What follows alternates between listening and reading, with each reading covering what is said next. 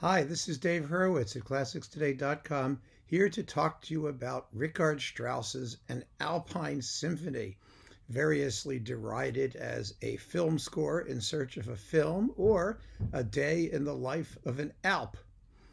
It's a great piece. I mean, let's not kid ourselves. Strauss was proud of the orchestration. It's big, it's glitzy, it's vulgar and bombastic, but like almost everything by Strauss, it's full of that pseudo-profundity that means it just has to end quietly, solemnly, in darkness, with intimations of sublimity that the music never really approaches. But who's he kidding? It's fun. It's just a hoot. I mean, we all love it. And it's been recorded really very, very frequently and mostly very badly. It's not an easy piece to do well, partly because it's so large, partly because it's going to end quietly. So you need to keep it moving and to get to the ending with dispatch. And partly because I think people fall into the trap of trying to make it sound more profound than it is. I mean, when you're faced with a huge vulgar piece of nonsense like this, then the only thing to do is pull out all the stops and just let it rip. You have to go crazy with it and let the chips fall where they may. And there are only a few recordings that actually have had the guts to do that. Now, one of them, surprisingly, really to my way of thinking, is this one, Andre Previn with the Vienna Philharmonic. Previn did a lot of Richard Strauss. He was not a terribly exciting Straussian most of the time, and he did record this symphony with the Philadelphia Orchestra, and it was pretty much a snooze. But with the Vienna Philharmonic, which of course is a Strauss orchestra par excellence, he woke up a bit, and he's aided in no small degree by Tellark's absolutely fabulous sonics. I mean, so that, the sound is everything in this piece. If you capture it well, then a lot of the other details take care of themselves. For sheer raw excitement, though, the performance to have is this one. It's Georg Solti with the Bavarian Radio Symphony Orchestra. Now, those of you who know Solti's work will know that he was never known for his subtlety. And that means he's really good in a ball buster, pardon the phrase, of a piece like An Alpine Symphony.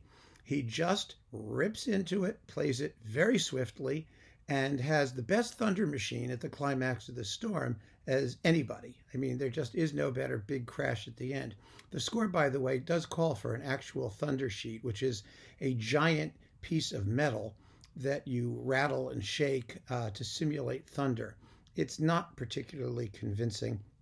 And when, Strauss wrote for it, in the hopes that he would be able to make even more noise at the climax of the storm. But the problem is that the storm is already climaxing with a double set of timpani and a bass drum and a huge orchestra, with like hundreds of French horns and an organ on top of it. And the thunder machine usually isn't heard at all. I mean, there's not much you can do except ask the entire percussion section to try and make even more noise than they already are. But Solti manages it.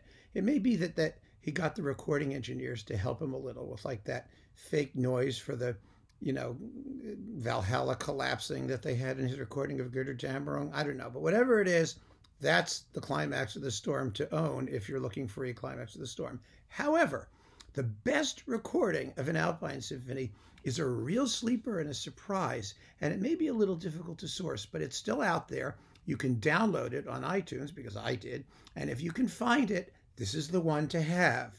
It's Kazimierz Chord with the Warsaw Philharmonic on CD Accord, Polish label. I don't know what happened with this performance, but everything just went right. Partly, I think it's because the engineering is perfect. I mean, they are in a nice resonant hall. They just hooked up the microphones and let the performance happen. And you just hear this massive orchestra filling this big space, and it's overwhelming. It's thrilling. It's luscious, and again, the tempi are on the quick side, which is great. He doesn't dawdle, and the orchestra plays like they're possessed, and that's just what you need in this piece. And I'm going to play you the climax of the storm from this performance now. I have no idea what it's going to sound like on here. Probably ridiculous, but I'm going to do it anyway. Maybe you'll get a sense of it. So here it is.